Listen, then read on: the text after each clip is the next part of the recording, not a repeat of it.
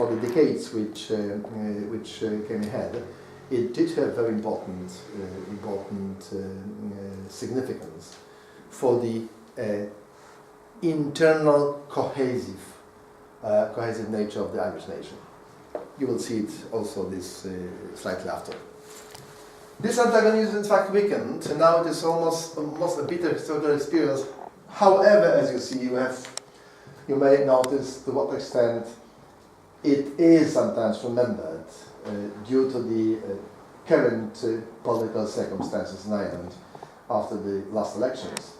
So Fine Gael and Fianna Fáil, the both competing parties, are unable to form the government of the so-called Grand Coalition.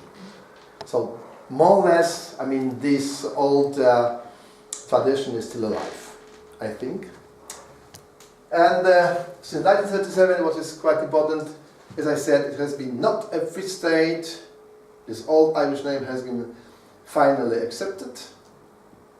And what is quite interesting that the Republic of Ireland, a proclamation of this act in 1949, until today is not an official name of the state.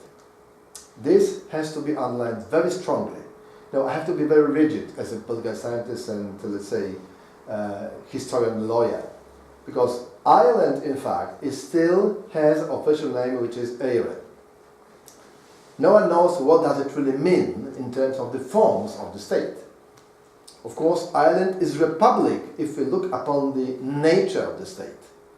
And the first ever elected president, Mr. Douglas Hyde, who is still very nice to remember, I think he was one of the most important persons in the Irish revitalization process, after his famous lecture about the de-Anglicization of Ireland in 1892. But still, we should say, and we should have in mind that Ireland is not officially a republic. And I think that this is, of course, not, it should not be perceived as something which is very strange. It is republic in terms of the contents. It is not republic in terms of the name. And this is really interesting for the analysis. And I think, this is my further analysis, I think that until now, this sort of the name will not appear in Constitution because of the partition. And it has been openly mentioned also by De Valera during the process of during the debate over this famous act in 1940, the 49 concerning Republic of Ireland Act. He said it openly. So, the official name Republic, I think, will be presumably adopted after the final legal unification of 26 northern countries together with the 6 northern. But because no one knows anything about the time of this possible process. This is just a speculation, of course. But I think, and let's say my political scientist says to me that I think the proclamation of the United Ireland, on the whole island, will be definitely the beginning of the process of having the Republic of Ireland as the official name for the state, but not before.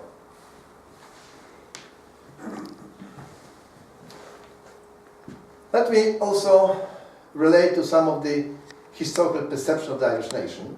This is purely my own analysis, which I demonstrated partly a couple of years ago in Poland as well. So since the first Norman invasion until the end of the second decade of the 20th century, Irish nation had in fact 3 stages that can be conventionally called a tamed ethnic nation until the 1770s, namely until the re-establishment of the new and very interesting process, namely under the guidance of Henry Grattan, who was a very interesting sort of the person, a great orator and someone who introduced in fact the idea of the political nation. And the third phase of the Irish nation, which I decided to call in this way, is a stateless ethnic nation, mostly in time of the Anglo-Irish Union. Despite the fact that in this time we may notice some interesting Irish politicians or politicians of the Irish origin who were not Catholics, namely Parnell, of course, and some other persons who were around him. I mean, still the Catholicism and still the Catholic politicians, starting from Dan O'Connell and going further with the Young Irelands and of course with Fenian movement, they were mostly oriented into the more or less underlining the Catholicism as the guiding line in terms of the denomination. That's why I think this form, stateless ethnic nation, seems to be more reasonable to use it until the proclamation of the first ever Irish United State. So the Anglo-Irish Treaty of 6 December, as I mentioned already, it led to the creation of a new name for the Irish nation, namely divided ethnic nation. As you see, I end this specific phase with in the year 1998, namely with the Good Friday Agreement. And I think that the fact that the most important postulate of the Irish nationalistic movement in its shape since the collapse of the Easter Rising was the establishment of the independent republic on the whole Irish territory. This specific name, I mean, is holds the water, and it should be, I mean, formulated in such a way, because in fact this crucial and most important demand proclaimed by the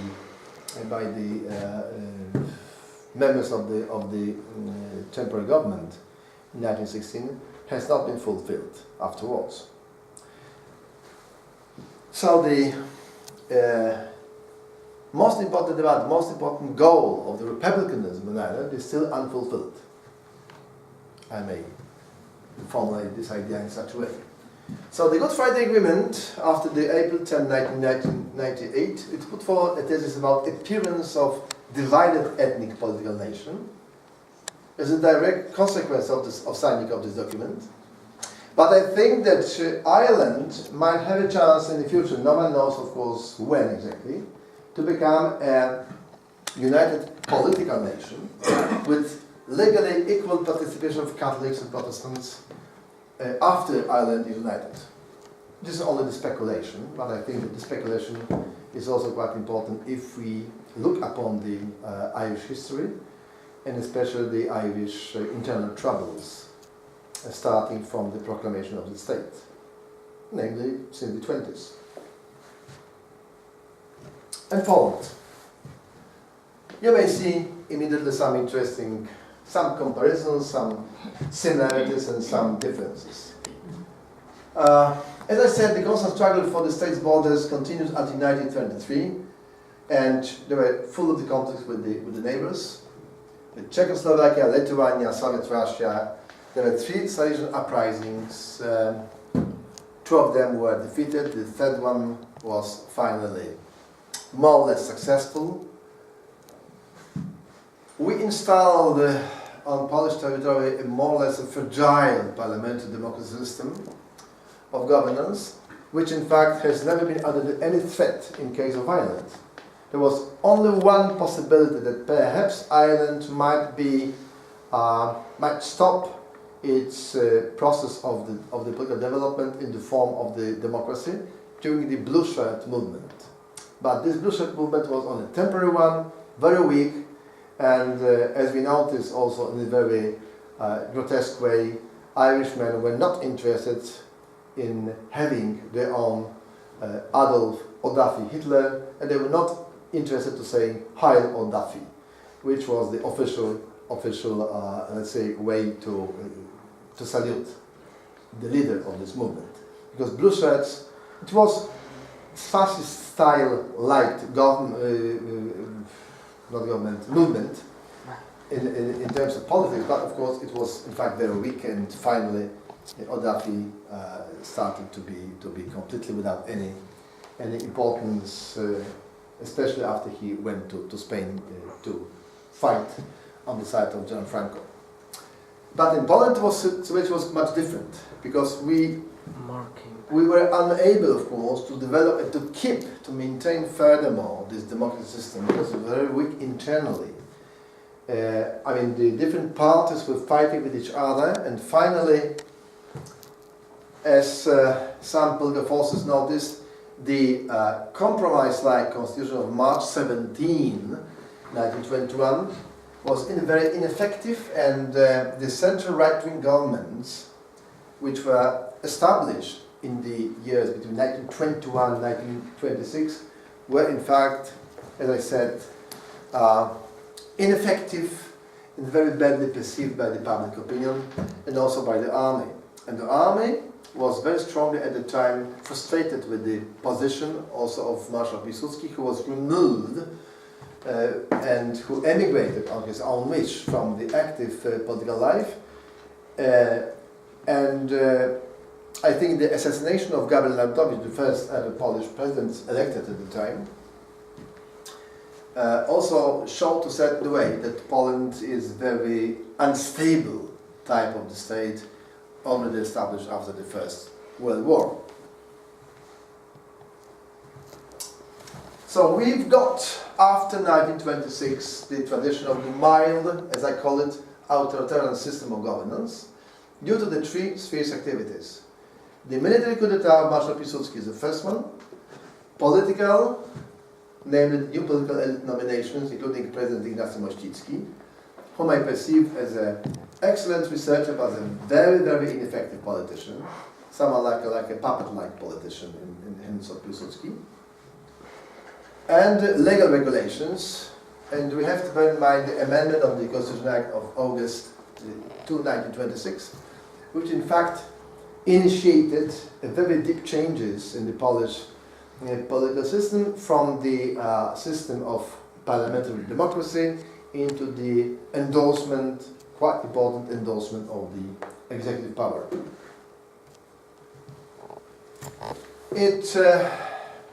It was finalized by the approval in Parliament and practical implementation of the new constitution called the April Constitution on April 17, 1935.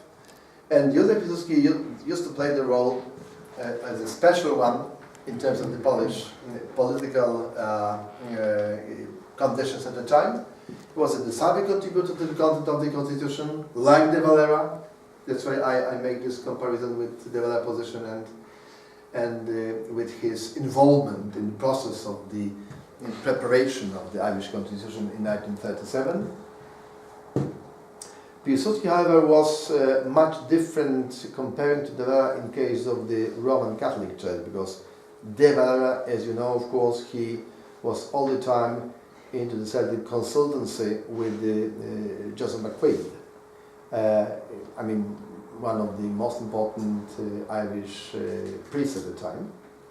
However, Piłsudski rather not, because he was more or less ignorant in terms of religion, and he was mostly interested in the endorsement of the political system, but not with giving the church this sort of the special role, like it was given in the case of Ireland by the formulating the article number 44, which underlined the special position of the church.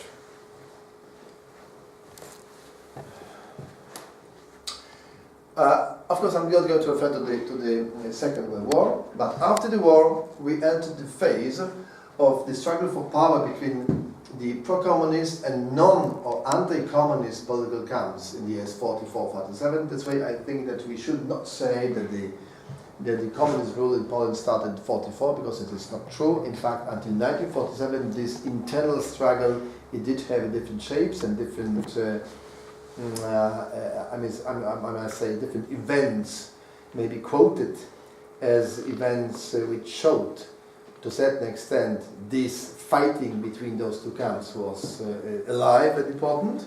So finally, the Communist Party, under the name of the Polish Anti-Workers' Party, since 1948, and its allies, United People's Peasant Party and Democratic Party, they finally got the power.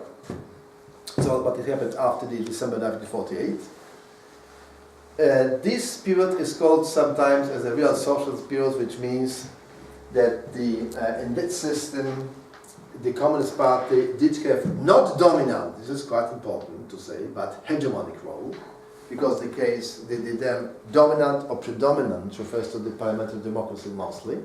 You may notice some interesting examples of predominant parties, with the example of Fianna-Fáil, with the example of the Mexican Revolutionary Party, with the Japanese Liberal Democratic Party, with the Norska Arbeiderpartiet in Norway, and of course with the example of the Swedish Workers' Social Democratic Party.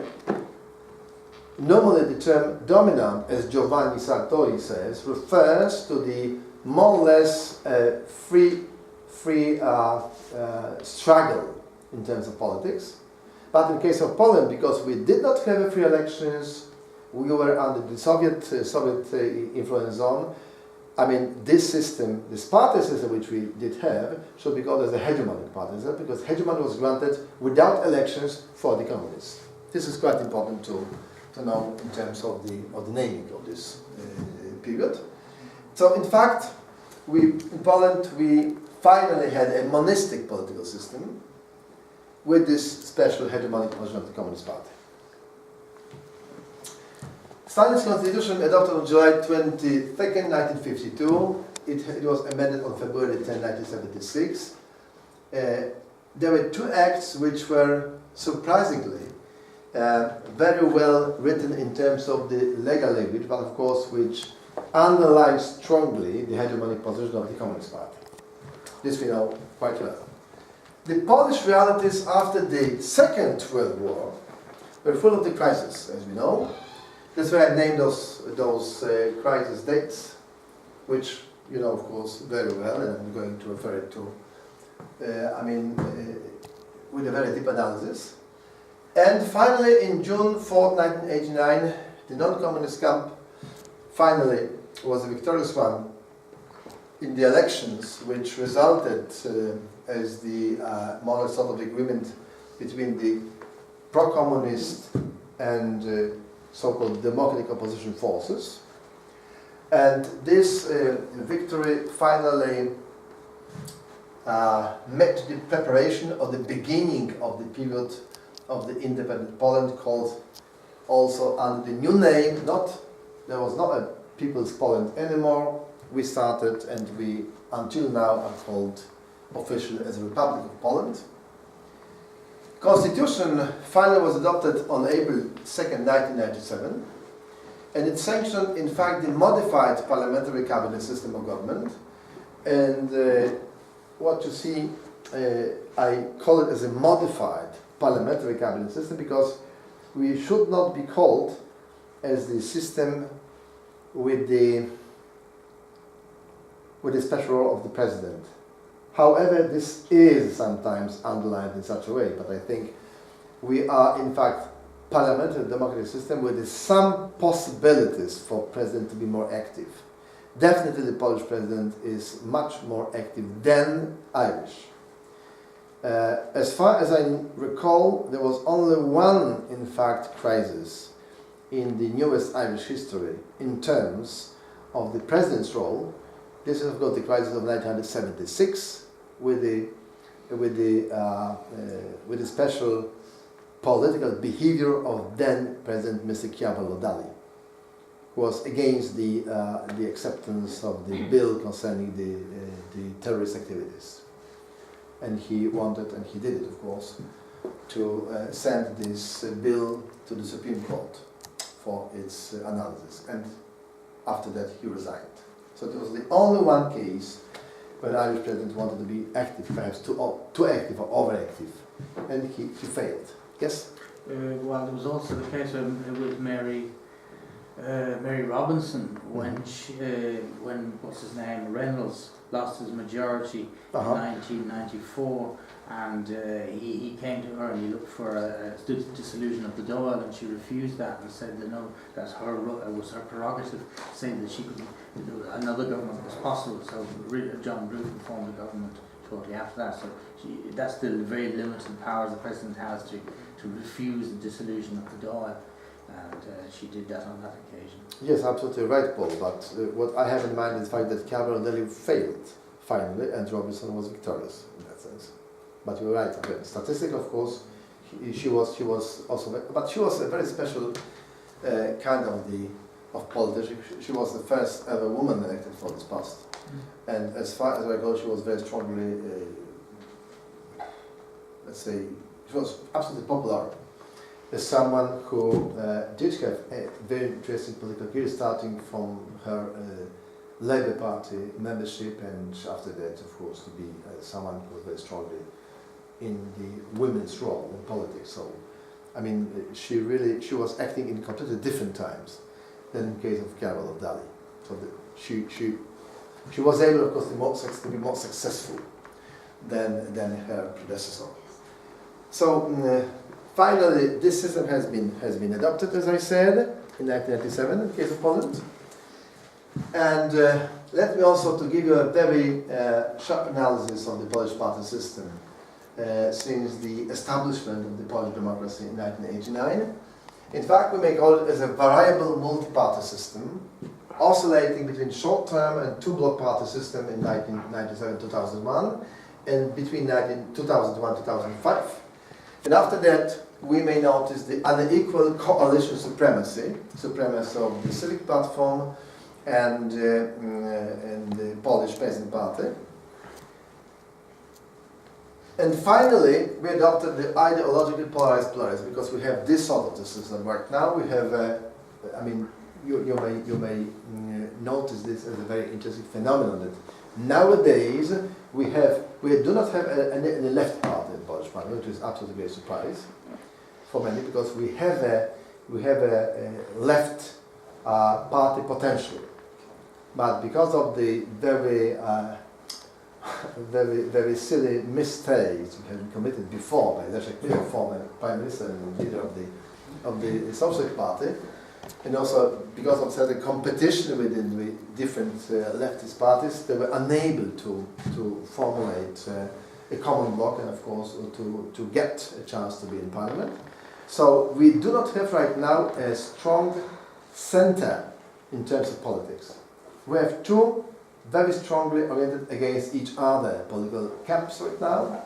The right wing comes under the leadership of Jarosław Kaczyński, and of course the government right now, I'm going to say about it also a few words in a minute. This government, in fact, is led mostly by the party of Jarosław Kaczyński, Law and Justice. However, in this government you may find also some politicians from two other right-wing parties. And another polar is the fragmented, in fact, parliamentary opposition, which is much weaker comparing with the ruling camp. And there is no chance for the interesting dialogue. That's why I think that the fact that we do not have any central and the moderate part of the Polish spectrum is one of the reasons that the political dialogue in Poland right now is so complicated, and unfortunately we do not have a chance to reach any common conclusions. Of course, this social political change was growing during the time of the Polish independence after 1989, and it has been deepened very strongly and is deep until now after the Smolensk tragedy. Smolensk air crash on April 10, 2010. As you perhaps know, there is a new commission which is right now started its inquiries about the air crash. And I think this commission will be active, I think, in about next half a year, for sure, perhaps even longer. We also should mention, let me mention this as well, there are most frequent myths of transformation. And I think we should bear in mind the fact that Poland is a state ruled by law and already has two important classes, the middle class and the political class.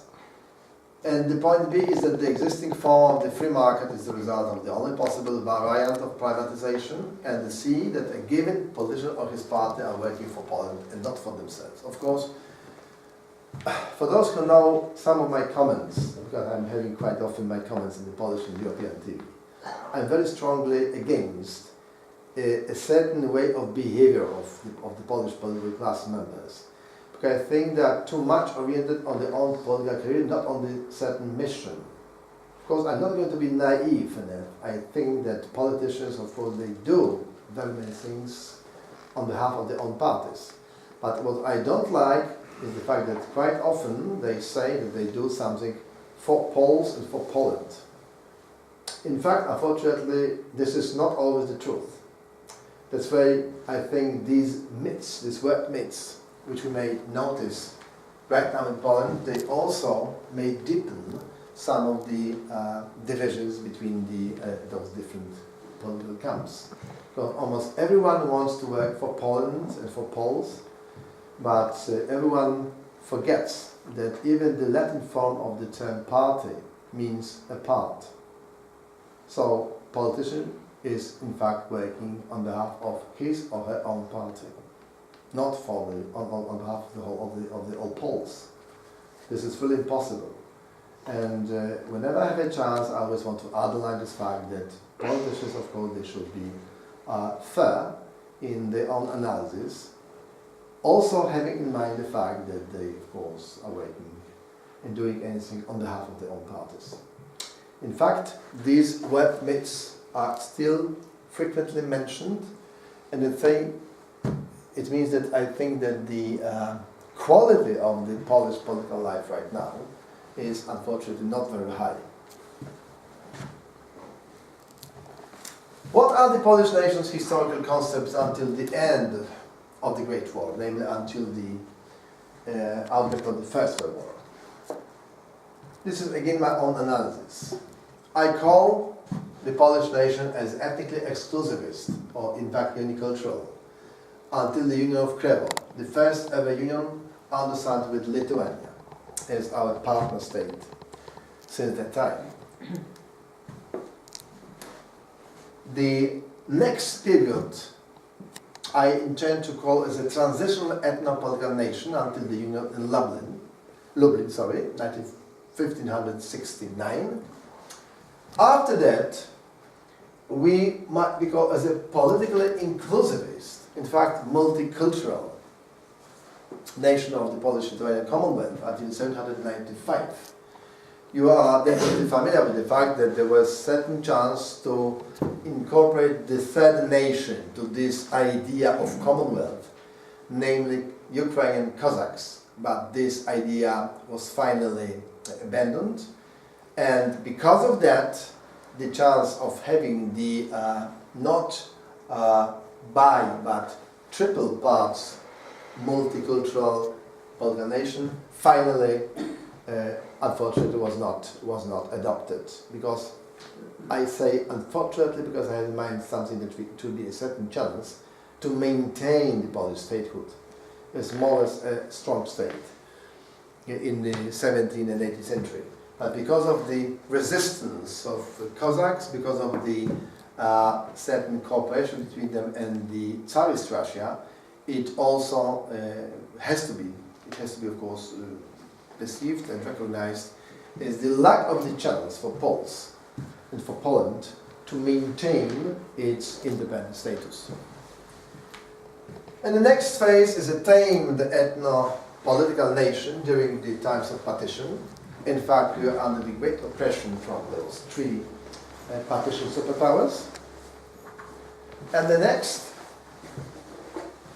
concerning the interwar period, I call it as an ethno-political nation with multiculturally inclusivist features, because in fact, the Polish cultural element, let's put it in such a way, was a predominant one, but there were also some niches of the activities perceived and demonstrated by those who belong to the minorities, not mostly to Ukrainian, German and Jewish minorities. What we should bear in mind is the fact that this multiculturality pattern was unfortunately very ineffective. And after the invasion of Poland by Germany and after also the Soviet Union, this concept, almost totally failed. And after the war, in fact, we should say that until now we have an ethnically exclusivist nation, because we are not familiar with having very many minorities. We're not ready so far to start the phase of being a political nation. Perhaps the next years or next decades will show to what extent we might be ready, of course, to change our image and what might be the result of this change. But for the time being, we are still quite ethnically exclusivist nation, and ironically, this specific image of a nation has been produced after the war and during the communistic rule times. Thank you for your attention. I'm open to any questions, of course, and remarks. Thank you.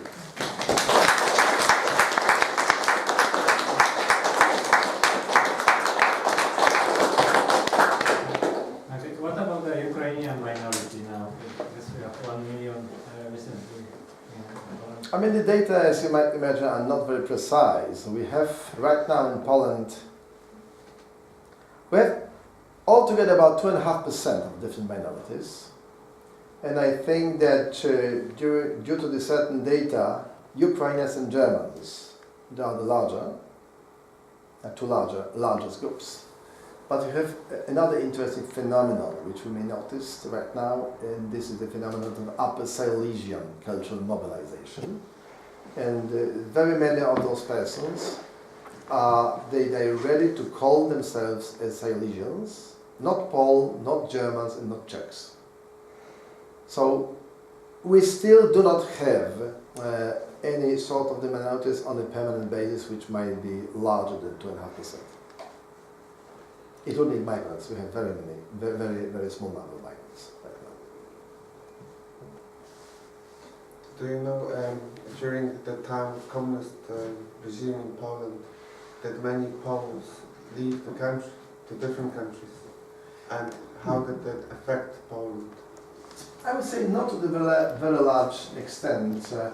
As far as I recall, there were two waves of the migration, but definitely they were not of the same, not the same status, not the same level, comparing, for example, with Hungary.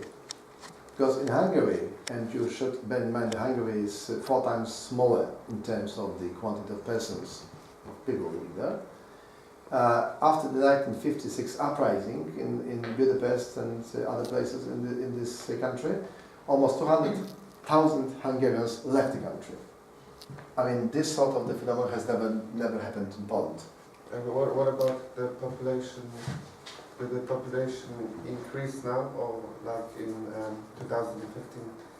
Because a lot of Poles live on the Let me finish. Yes, of course, we are having this problem with the demography, of course, because I finish first my answer to a question concerning this immigration. So there's two ways where the one was, let's say, after 1968, namely after the anti-Semitic actions initiated by the Communist Party in Poland at the time, and second was after the martial law. So, but altogether, I think it was not more than 30,000 persons. The phenomenon of the migration, in fact, is very important right now, because since 2004, we have approximately 2 million of Poles abroad. The majority of them live right now in Britain, and of course, as you know, the second linguistical minority in Ireland right now is Poland. It's the Poles and Polish language. And also we should have in mind that quite large groupings of Poles, they live right now in Germany, to much lesser extent in Spain, and also in Canada and Australia, but still they are not very large numbers. So, summing up, I would say that in terms of the migration during the communistic times, there were not more than 30-35% altogether in those two intervals, but during the last 12 years there was about 2 million people who emigrated abroad. But not because of the politics, in most cases. But would you say it is a valid argument that especially after the martial law quite, maybe the numbers weren't high, but it were the people that were active. They were, and it had significant impact maybe on the changes in 1989, because those that were kind of locked out of Poland, if they had stayed in, the changes could have taken a different turn, in the sense that the people wanted kind of maybe more prevalent change. The change wouldn't have gone so maybe, I don't know, smoothly to the degree, you know. So your intention is to speculate to what extent this emigration might be important if it would not have taken place? Yes. No, I'm quite skeptical. I think that because of the international circumstances, it wouldn't be possible at all to change the political system. No, I mean, in 1989, if those people stayed in and the changes had occurred, they would have occurred differently. Because those that were locked out, they were like maybe active, maybe solidarity, the first solidarity activists, and if they had stayed in, maybe the change of maybe a round table would have looked different and so on, in this aspect. It is a speculation. It's a speculation, of course. It's very hard to say, simply. I think that it might have certain impact, but I think not to a very large extent. I'm doubting about it.